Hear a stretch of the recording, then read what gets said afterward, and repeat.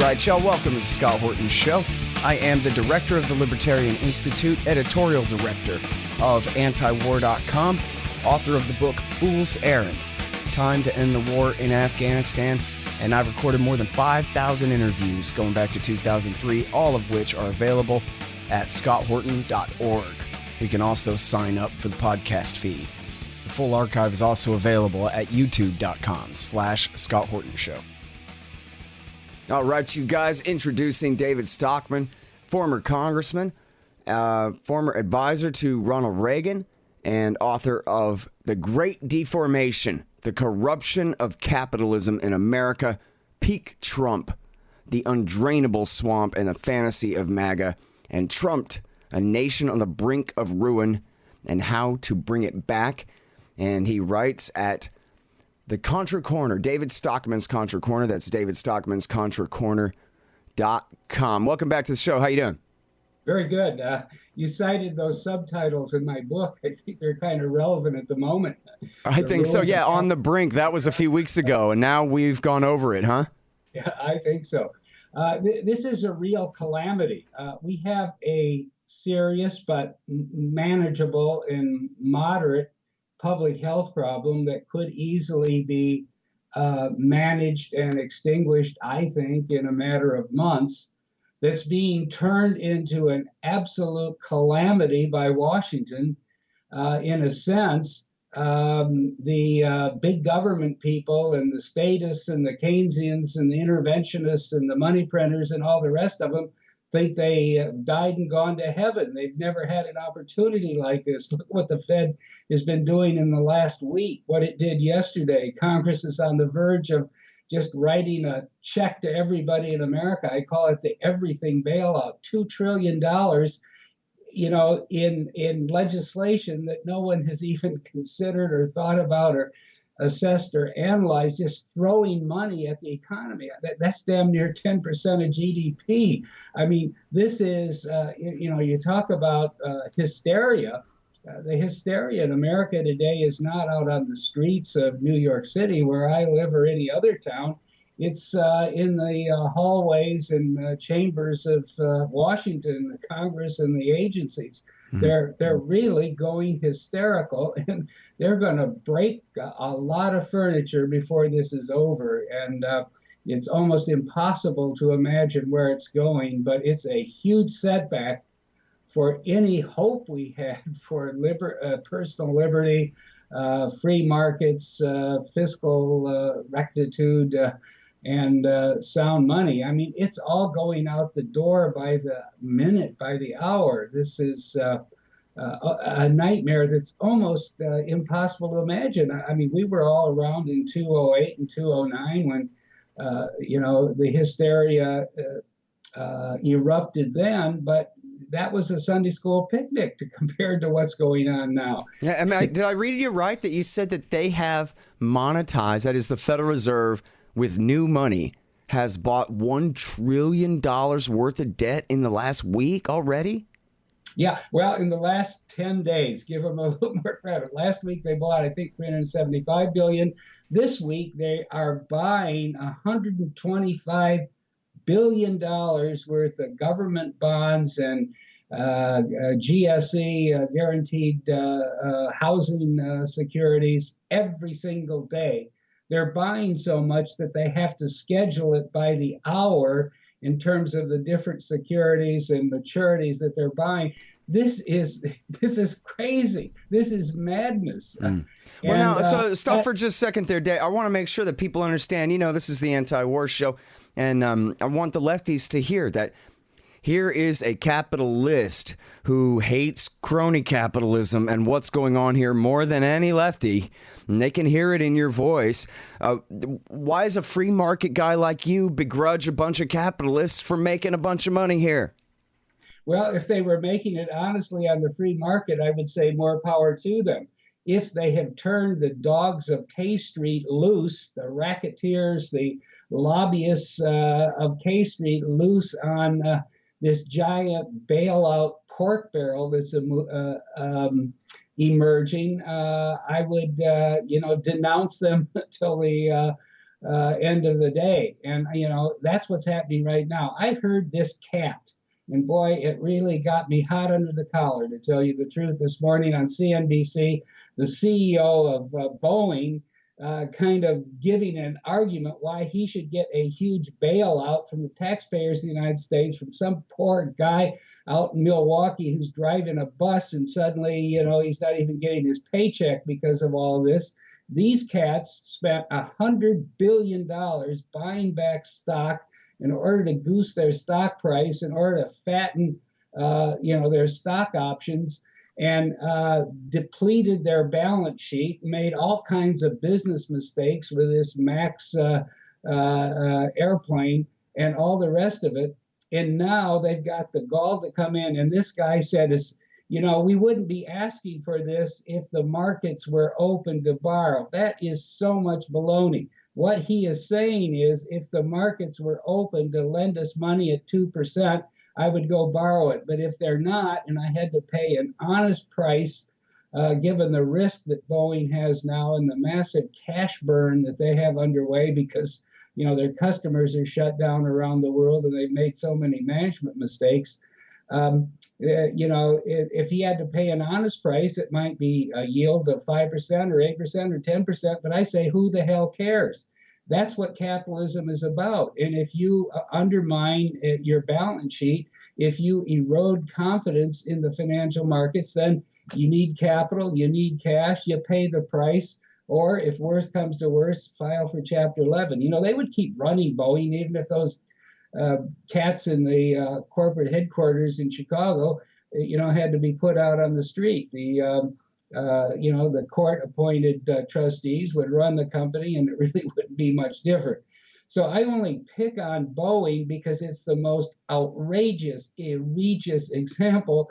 And where are the lefties that you speak of? Where are the liberals? Where are the Democrats? I just heard Nancy Pelosi on CNBC saying, well, she's almost coming together with this Mnuchin, Secretary of Treasury. This guy shouldn't be teaching 10th grade geometry or 8th grade geography. I mean, he's a totally incompetent boob.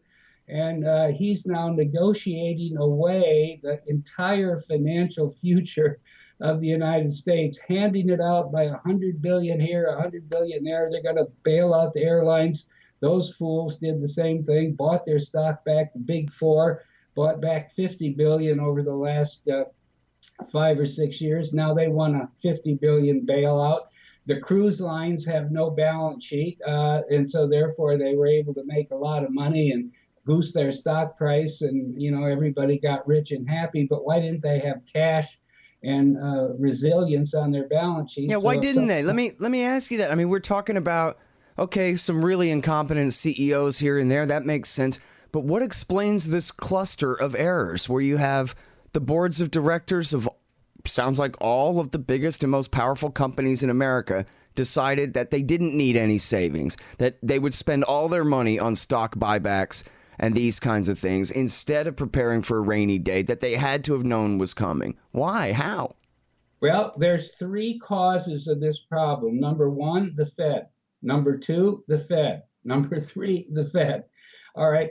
Prices in the financial market, that is the price of stocks, the yield on bonds, the yield curve, in terms of what a 10-year security is paying in interest versus a 5-year versus a 90-day, all of that.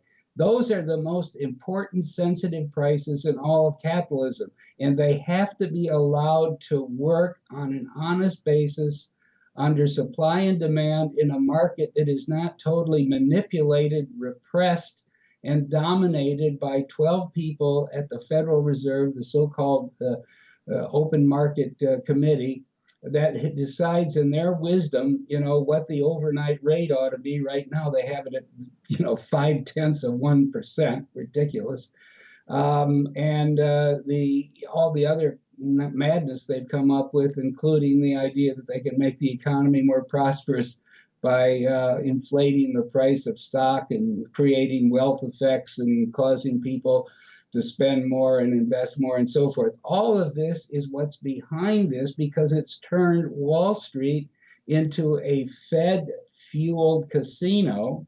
And when you get a casino going and you get jackpots of immense magnitude that become irresistible to CEOs and top management and boards of directors, they do what they're incentivized to do, which is to borrow money for nothing and use it to buy back their stock, shrink their balance sheet, impair and drain the safety cushions that you would build into the balance sheet of a big business in a highly risky world that we're in today. But they've been incentivized to do the opposite, to basically strip mine their balance sheets, use up all the borrowing capacity they had available, use up their cash. They didn't create reserves, and they didn't create a capital structure that might cost a little more and reduce their earnings, but allow them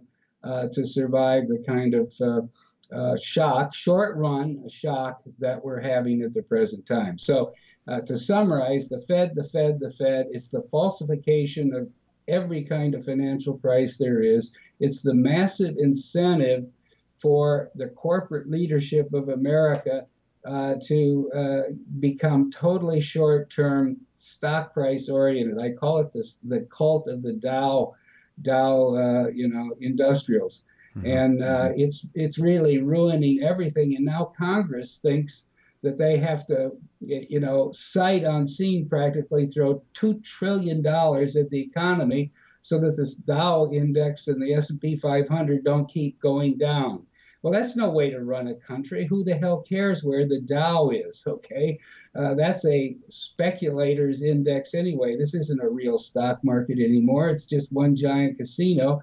And yet these people are basically putting everybody in America in harm's way. Future taxpayers for decades and decades and decades to come are going to service this enormous debt that's being done out of sheer hysteria, panic, and madness. It's a madness. It's almost like there's something in the water down there that has turned these people into really lunatics. Well, and that's part of being a politician is you don't have to understand economics at all. You just have to react when businessmen say, "Give us some free money," and so that's what they're doing. And I think it was you that wrote that it was Mnuchin was the guy that ran Sears Roebuck into the ground in this exact same manner, and now he's the guy in charge of saving everybody from his exact same mistake. Yeah, it's even worse. Mnuchin was kind of a no-count flunky at Goldman Sachs. I don't know whether they got rid of him or he wandered off.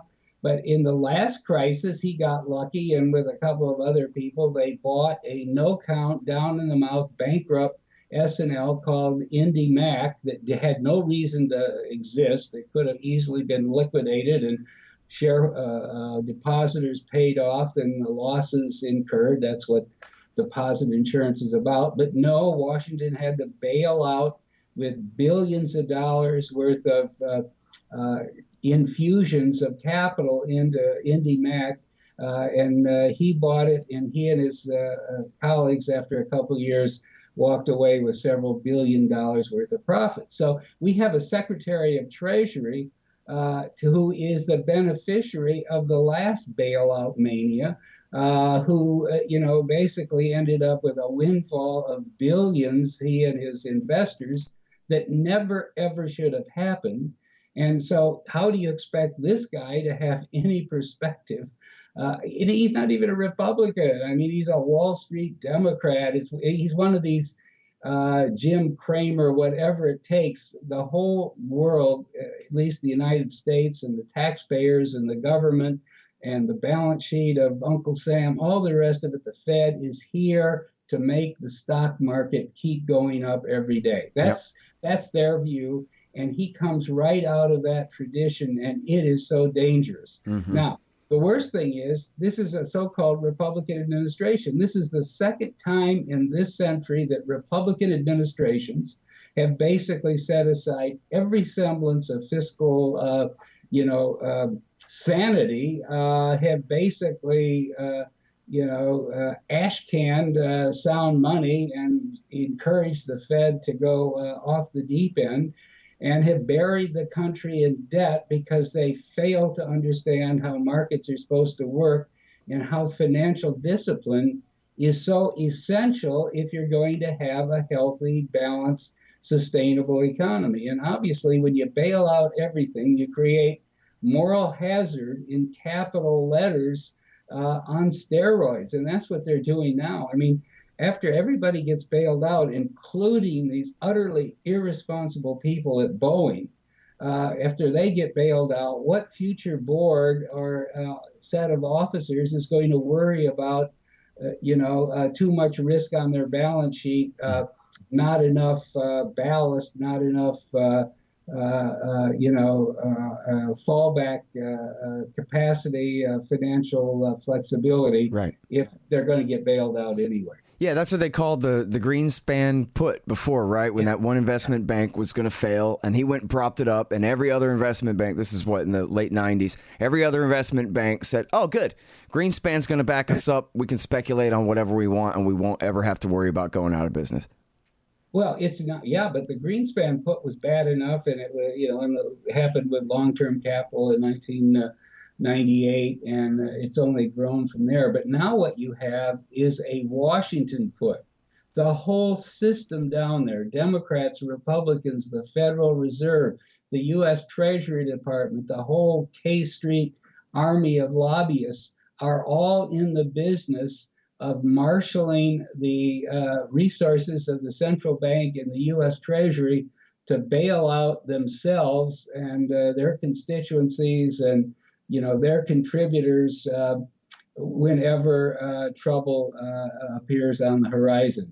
So I don't see how capitalism continues to function in this kind of system. I truly don't. Yeah, well, so I mean that's the real point, right? I mean, I know this is a bad way to take the temperature, but if you look at Twitter, the consensus from everyone to the left of me, say, is capitalism has failed. And once this crisis is over, we're going to have an entirely new economy, which I guess will mean even more power to Washington, D.C. and more power to bureaucrats, because obviously the capitalists don't know how to run an economy. We need someone to command and control it to prevent it from being such a disaster like this. Yeah, but all you have to do is listen to a knucklehead like Mnuchin for about a minute, or Nancy Pelosi, or Chuckle Schumer, or Trump, and you realize that these people are so incompetent that when they do take control of everything, which they're doing now, they're going to make a royal catastrophic mess of the whole thing. And, the country will go through a lot of traumas, a lot of dislocations, a lot of unnecessary pain, but maybe, the silver lining that you can hope for is that it will be demonstrated that this is so wrong and so ineffective as approach to running an economy that we get a severe political reaction backlash, and we go back to some more sensible, policies. But so they're being given, I guess, a very long length of rope to hang themselves, and they will. There's no doubt about it. Fed's already done that. I mean, they came out with these guns blaring Monday, and the market, puked all over them. So they're going to hang themselves. The question is, the unfortunate part is, everybody else is going to have to suffer in the process. Mm-hmm. Well, but now what about the argument that I'm sure they would make that this isn't their fault? The bubble would have gone on for another little while. They might have saved up some money by the time it popped, but there's a global pandemic that's inducing this clampdown and this, new bear market. And so what are we going to do if all the most powerful companies in our country all fall apart and completely destroy the economy? This is an emergency, David, a real one. Well, they're not going to all fall apart. This is a supply side shock. It's happening on both sides of the equation. Production is falling. Incomes are falling. Spending is falling. The idea that this is like some kind of inexorable whirlpool, where everything gets sucked down the drain and it can't be stopped is totally wrong. That's the Keynesian predicate, that if the government doesn't intervene when you have a economic dislocation like this, capitalism will just collapse on its own weight and eat itself alive and destroy everything in sight. That's the myth of the Great Depression. We don't have time to talk about that now, but it wasn't capitalism that failed. It was central banks and governments and war finance and so forth that failed and created the Great Depression. But my point is, capitalism has tremendous powers of rejuvenation. And as soon as this public health emergency and hysteria dials down and eventually dissipates, people will go back to work. Restaurants will open, hotels will reopen, the airlines will start flying, production will commence, incomes will be produced, people will start spending again. It's not going down a black hole. And if there are some, bankruptcies along the way, that's what the Chapter 11 system is designed to handle. Well, why don't you explain that a little bit for those of us who've only had jobs and not run corporations before? What does it mean if my corporation goes bankrupt and goes to Chapter 11? All my people are fired and go homeless, and all of my capital equipment rots on a pile somewhere?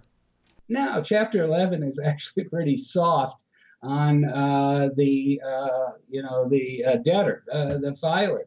And basically, their requirement to pay all of their creditors stops on a dime. It's frozen. Bankruptcy courts appoint trustees. They take over. They go out and are able to get what's called a DIP loan, which is made senior by the courts to everything else the company owes. That money is used to fund operations, and if there's demand for the service or the product of the company in Chapter 11, it gets serviced. The losers in Chapter 11 are the stockholders who get wiped out, and that's what capitalism is about. The stock market is a risky place. It's about time people learn that.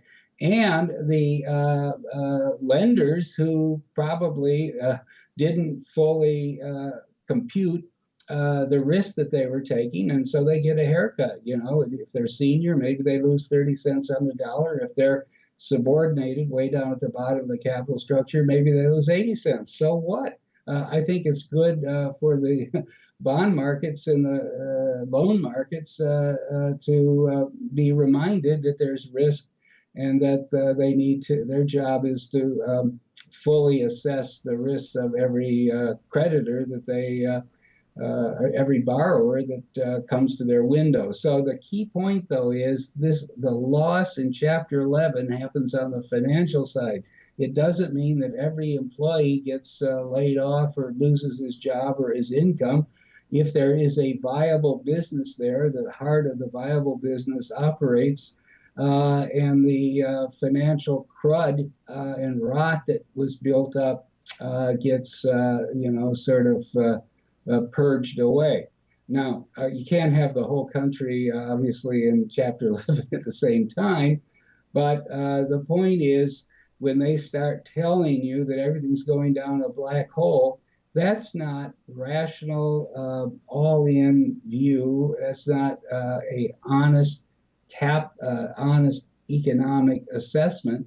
That's basically creditors and stockholders whining that they're going to take a loss, and we shouldn't listen to them. Hold on just one second. Be right back. So you're constantly buying things from Amazon.com. Well, that makes sense. They bring it right to your house. So what you do, though, is click through from the link in the right-hand margin at scotthorton.org, and I'll get a little bit of a kickback from Amazon's end of the sale. Won't cost you a thing. Nice little way to help support this show. Again, that's right there in the margin at scotthorton.org. Hey, y'all, check it out. The Libertarian Institute, that's me and my friends, have published 3 great books this year. First is No Quarter, The Ravings of William Norman Grigg. He was the best one of us. Now he's gone, but this great collection is a truly fitting legacy for his fight for freedom. I know you'll love it. Then there's Coming to Palestine by the great Sheldon Richman. It's a collection of 40 important essays he's written over the years about the truth behind the Israel-Palestine conflict. You'll learn so much and highly value this definitive libertarian take on the dispossession of the Palestinians and the reality of their brutal occupation. And last but not least is the great Ron Paul, The Scott Horton Show Interviews, 2004 through 2019. Interview transcripts of all of my interviews of the good doctor over the years on all the wars, money, taxes, the police state, and more. So how do you like that? Pretty good, right? Find them all at libertarianinstitute.org/books. You need stickers for your band or your business? Well, Rick and the guys over at thebumpersticker.com have got you covered. Great work, great prices, sticky things with things printed on them. Whatever you need, thebumpersticker.com will get it done right for you. Thebumpersticker.com. All right, now, but if the Fed's easy money policy in the 90s led to the popping of the terrible bubble in 99 and 2000, and then the Fed's easy money policies in the 2000s led to the terrible housing crisis and bubble pop in 2008 and 9 there, and then now all the QE 1 through 10 or whatever it is, supposedly to fix that crisis has helped generate the bubble that's now being popped by this virus. But now, and you're describing this reaction as, I don't know, 2, 3, or 10 times the overreaction from last time. What does that mean they're setting us up for in terms of distortions in the market going forward here? Well, in the first case, it's a classic case of, what Einstein said, doing the same thing over and over and expecting a different result is a pretty good indicator of insanity, right? And that's what they're doing, but they're not just doing it over and over, they're doubling down and tripling down. But this may be the last rodeo. In other words, they have gone so far off the deep end that there is going to be so much broken furniture in the wake of this. There's going to be so much political debate and recrimination that maybe finally, the central bank is going to have to become accountable, and some big statutory changes possibly can be made. This is just, this is kind of the last straw, I'd say. Yeah. Well, so let me ask you this then. People are saying, for example, Pat Buchanan is saying, well, this is the end of the globalist project and the return of the nation state. Even in Germany, Angela Merkel is not taking charge of the European response to the virus. She's taken control of the German response to the virus, and every other nation for himself. And of course, you have all the supply lines and chains between here and China that especially more right-leaning nationalists are saying must be changed, right? Tucker Carlson says, we let the Chinese make all our medicine, and now we're completely dependent on them for our medicine, and they can threaten to cut us off, which they actually threaten to cut us off. I wonder if you think that the whole project of the internationalization of capitalism since, the end of the Cold War is now in real jeopardy. Well, I think the false, exaggerated part of it is because this wasn't sort of natural free market capitalism at work. The reason so much of the U.S. economy, including medical supplies and equipment and, surgical gowns and all the rest of it, was offshore, is that the fools in the Eccles building insisted on inflating the U.S. economy at 2% a year or better, thereby driving up the dollar cost of every factory in America at a time when China was draining its rice paddies of cheap labor and, generating an export economy because America was pricing itself out of the world market. We really should have had, since Greenspan took over in late 87, that was right before, Mr. Deng said to be rich is glorious, and China went from the Mao policies of power coming from the end of a gun to Deng's policy of communist rule coming from the end of a printing press. from that point forward, the U.S. economy, under a honest regime of sound money and free markets, would have deflated. We would have reduced the build-up costs, artificially build-up costs that we had from the great inflation of the late 60s and 70s and early 80s.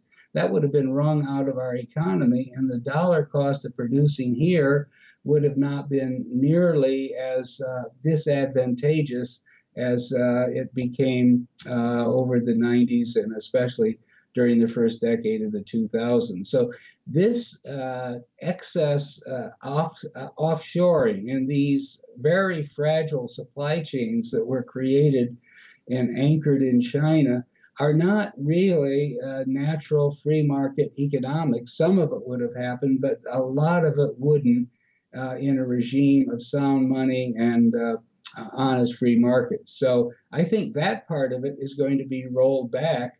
But on the other hand, if the central bank doesn't allow, the pricing system to work in the financial markets, I'm not sure how much headway we're really going to make, and we're going to end up with Trumpian policies instead. In other words, there's two ways to fix this. One is with honest money and free trade and free markets. The other is with Trumpian protectionism and cheap money and more central bank distortion of the whole financial system and the domestic cost, price, and wage levels. Unfortunately, I think we're heading more for the Trumpian protectionist solution, which is even worse than what we have now, than for the correct solution, which is hard money and free markets. So, every place you turn right now, we're heading in the wrong direction. There's no way around it. You have to face the reality. This is pretty grim, and millions of innocent people who just want to make a living and improve their circumstances in life, and maybe even save a little money or take a risk and build a business or invent something. They're all going to be stymied by this terrible takeover of the economy by the fiscal and monetary authorities and all of the larcenists in the imperial city, as I call it. Mm-hmm. Well, now what about the warfare state? On one hand, we just can't afford to keep killing Arabs at this rate. But on the other hand, what a great jobs program. Maybe we'll conscript some men and bring the unemployment rate down, and we'll funnel some more money into Lockheed and make things seem like they're productive and kill even more innocent people over there. What do you think? Well, there may be one silver lining in this god-awful, catastrophic mess that we're facing.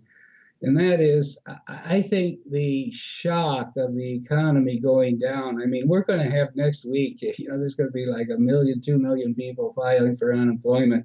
Just numbers people never seen before that'll get magnified and, almost put into hysterical headlines and CNBC crawlers across the bottom of the screen.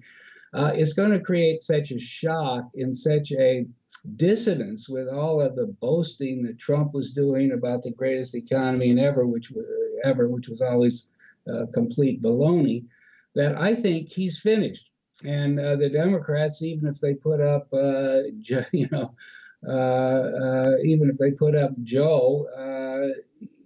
are going to take over, and they're going to face a fiscal crisis of horrendous magnitude. And when push comes to shove, it's more likely they'll hang on to more of the welfare and less of the warfare. And whether they would like to become more rational about foreign policy and more non-interventionist or not, I think they'll be forced to, because they'll be out of money. They're going to be out of money. There's nothing probably better to stop the war machine at this point than a democratic government that's out of money. Mm-hmm. And that's probably where we'll be in 2021. Well, I wonder, that's the story of post-World War II England, right? Was that the voters of England fired Churchill. Great job on Hitler and everything there. But now you get out and they brought in, Heath, right? To save the welfare state at the expense of the empire. But rewind just a few years before that, America was completely broke. And FDR's idea was, well, what we'll do is we'll conscript an army of 16 million men and we'll send them off to fight. And that'll bring our unemployment rate down. And it'll be, it'll create all this demand for industrial capacity and all these things. And it'll be great for at least disguising the pain of the Depression until everybody gets home and can get back to work. The difference, though, Scott, is that in the 30s, even after the New Deal, which, of course, we like to, beat upon as a terrible thing, and it was. I mean, it totally backfired. It didn't do any good.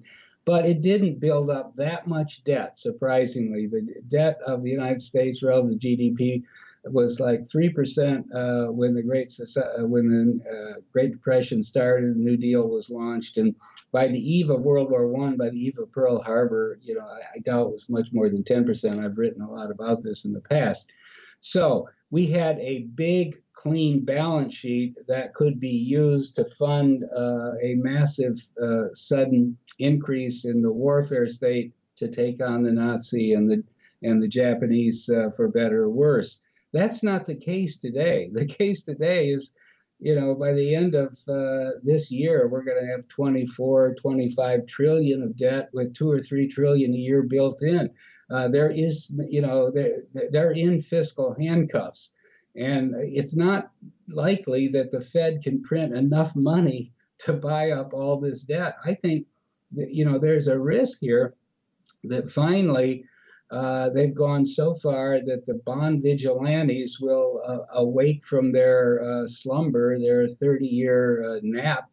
And if the bond market ever begins to roll over and people start selling bonds because they're afraid of where we're going, then that will be, that will be a showstopper, because then interest rates will soar and everything will stop in terms of this, fiscal nonsense that's going on right now. And the biggest, when push comes to shove, they'll cut the military sooner than they'll cut food stamps. I really think that's the case. Yeah, I'm not so sure about that, but yeah, well, I would bet on that at the end of the day. Well, that's good to hear. So now the liberals, they have this modern monetary theory. I'm sure you've seen. I think there's even a bill has been introduced to order the Treasury to mint 2 platinum coins and then just carve into them that they are each worth $1 trillion.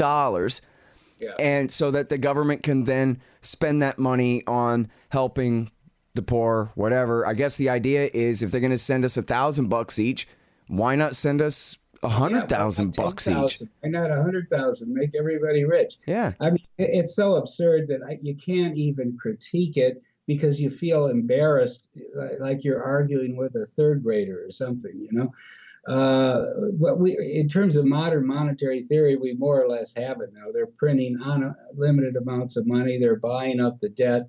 The only difference is they go through the fiction of buying the debt, that is the Fed, from the 23 dealers in the secondary market rather than buying it from the Treasury directly. But what the hell's the difference? The Treasury puts it out at 10 this morning, borrows some more money, and at 2 o'clock this afternoon, the Fed buys it back from the dealers. They might as well save the skim that the dealers got and sold it to the Treasury at 10 to the Fed at 10 a.m. this morning, and that would be modern monetary theory in practice. So we're almost there. This stupid $1 trillion coin is just a way of saying, we can raise the debt ceiling without having any political consequences.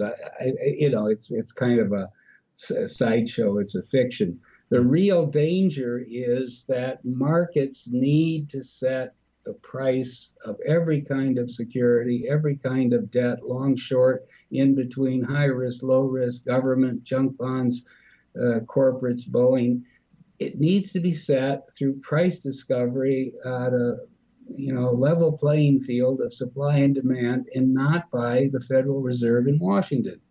And we're 180 degrees away from that, and that's the real calamity that's underway at the present time. Yeah, and of course, more and more people are, because after all, never mind all your nuance about, a free market or a gold standard or this and that. We have a Fed, we have a massive regulatory state, we have all these things, but the whole thing, our system, is called capitalism. And so, from the point of view of everyone to the left, they're just moving further and further to the left, because every bit of what's going wrong here is the fault of capitalism and capitalists, and who could deny it? Yeah, and the thing is, we're doing de facto socialism right now. I call it ersatz socialism, which means, sort of ad hoc. But, that when you bail out everybody in sight, when you have a soup line of corporate mendicants from one coast to the other, that's socialism. Okay, that's not capitalism. That's not supply and demand at work. That's not risk and reward. That's not succeeding or failing on your own petard, so to speak. And so then the Republicans get themselves all worked up into a rhetorical frenzy about we have to stop Bernie Sanders and the socialist left in the Democratic Party. I mean, greater hypocrisy has never been exhibited in Washington, to my knowledge. Yeah, and of course, everyone on the left can see that socialism for giant corporations is fine. They get to privatize all their profits and socialize all their costs. But the old lady who needs help paying her medical bills, screw her. Yeah. Well, they're doing more. This nincompoop Mnuchin and Trump himself, they're doing more to undermine the idea of capitalism than any Bernie Sanders could do in a month of Sundays. Okay. Yeah. I hear. Well, so let me ask you this, and I know you're not an epidemiologist, but I wonder how you balance in your imagination here the cost of this clampdown and the deliberate, kind of introduction of a Great Depression in order to try to stop this contagion versus the suffering we'd all have to go through, the Great Depression we'd probably all have to go through if we did nothing and let the virus spread and kill that many more people and these kinds of things. Is there a balance point in there that you got your finger on there? Yeah, I don't think you have to go that far. First of all, you have to understand that this isn't some kind of virus spreading, in some sci-fi movie fashion in a unstoppable way. What we have is perception. That is, when you start testing, you get more cases, and the more panic you get about the testing, the more testing you do, the more cases you get. It looks like there's a curve going out of sight, but it's not the disease that's happening, it's the reporting. And so, therefore, I think it's pretty clear that social distancing, shutting down big public events and sports stadiums and so forth is not the end of the world, but it will burn out in a matter of weeks. It has in most places around the world. I think it will here as well. And we're not going into a Great Depression. This is a service economy, and the minute someone feels they can open their restaurant, they're going to do it.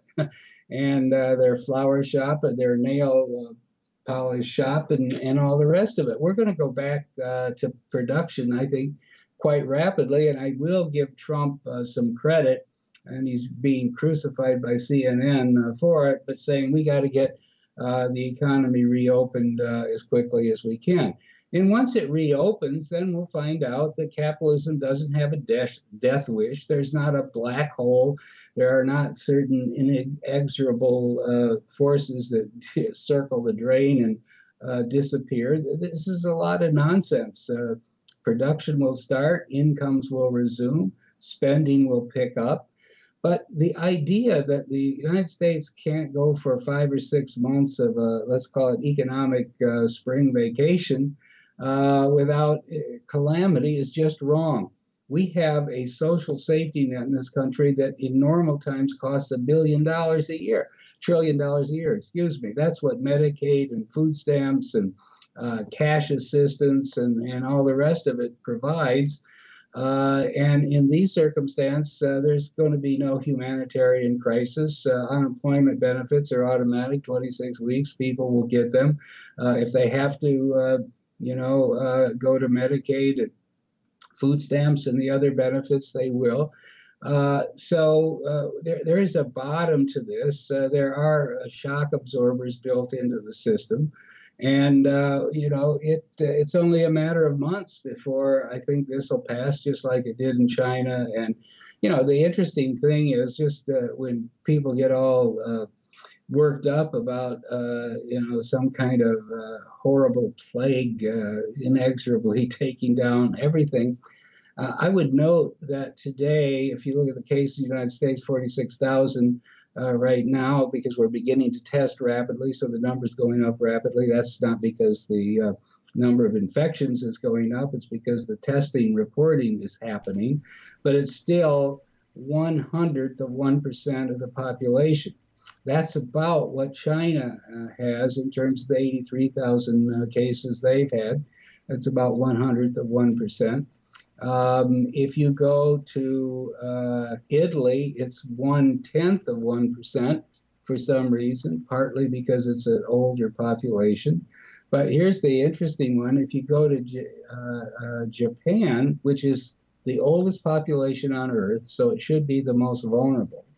It's got the highest rate of smoking on Earth, and this is a respiratory problem, so they should be especially vulnerable. But there's only about 1,100 cases in in Japan, which means that their infection rate against the population is 1,000th of 1%. So 1,000th in Japan. What's the explanation for that, do you think? I've been trying to figure out, well, one, they haven't shut down Japan. I'm just citing some facts, but I'm telling you, that's why you can't assume this is like some kind of mathematical germ that's going to, take everything down in a unstoppable, inexorable fashion. Because if you look around the world, that clearly hasn't happened. Now, you heard silly things like they don't shake hands in Japan, they bow. Okay, so maybe there's less contact. I don't know. But the point is there's empirical evidence. Japan had its first case long before we did, or South Korea did. There's empirical evidence that populations around the world have responded dramatically differently in terms of the infection rate, and that's the only thing that counts to this, number one. And second, no matter which country you look at, Italy at 0.1% of their 60 million people, or Japan at 0.1% of their 126 million people, it's a small fraction of people that are infected, and obviously a very much smaller mortality rate among that. I'm not dismissing it or saying it should be ignored, but this isn't the Black Plague that's taking down 25% of the population or something like that, and we need to keep that in mind. Yeah, it's the irony of viruses is the more dangerous they are, the faster they burn themselves out. It's the viruses like the cold that are really successful, that don't kill you, but are good at spreading themselves in that way. So, and then usually the most dangerous ones end up evolving or devolving to become less dangerous. Usually, somewhat quickly. Herd immunities develop and all the rest of it. Right. There are a lot of good epidemiologists around who, dissent from the mainstream view of this, which is being amplified and, drummed in relentlessly by CNN and the Washington Post and the New York Times and all the rest of it. The establishment media, I think, you hate to say this, but kind of relishes this kind of crisis because it means the government should be doing more and Trump has failed again. Okay. Yeah. Well, but all that aside, I decided back in January that, because I don't watch TV anyway, ever since Hillary Clinton ran for president, I just can't deal. So, and then I got all these other, I got to keep up with the wars and all this stuff. So in terms of the germ, I've just been reading the Wall Street Journal. And because I figured their audience matters, right? Unlike us plebeians out here in the world, these are the owners of America, and they need to know. And I'm not talking about the editorial page either. Forget them. But just the hard news section of the Wall Street Journal. And they've been saying, hey, business owners, get your act together. This is a big deal. We're going to need a real clampdown. And it seems like, the biggest businesses in America, they're going along with this because they're getting the same briefing that the government's getting, that we're better off clamping down for the short term now than suffering through the long term consequences of not reacting harshly enough on this. What do you think of that? Well, I think you can't make a blanket statement. I think a lot of businesses that are dependent, like restaurants and so forth, airlines on big crowds, are well advised to be shutting down for the duration. But, it seems like after a period of a few weeks here, businesses that can come up with a way to, put everybody in masks who's working or keep them distanced should be allowed to restart if they can do it in a safe manner. Right. And I think actually people are going to be coming up with ways to do it. Business doesn't want to sit at home watching Netflix. It wants to produce. It wants to generate cash flow. It wants to pay its bills. So I think, we shouldn't go overboard with pessimism here. There's going to be a growing crescendo of demand to reopen the economy, and people will find safer ways to do it. All right. Well, there you have it, folks. David Stockman, the best guy you'll ever see on any of these financial channels like CNBC and so forth. And by the way, I just love it when you say anti-war stuff to them and make all their brains explode. It's just hilarious every time. And I could mention to people, please check out David's archives at antiwar.com. He is just as good at hating the wars as me or Raimondo have ever been, and just as good as he is on the economy. He is on the wars too, and that includes the minutia, debunking the fake sarin gas attacks in Syria and all the rest. Just great stuff always from you, David, and I appreciate it so much. Well, thank you. Thank you very much. All right, you guys, David Stockman. That's David Stockman's ContraCorner.com. And again, the books are The Great Deformation, Peak Trump, and Trumped, A Nation on the Brink of Ruin, and How to Bring It Back. The Scott Horton Show, Anti-War Radio, can be heard on KPFK 90.7 FM in LA, APSradio.com, antiwar.com, scotthorton.org, and libertarianinstitute.org.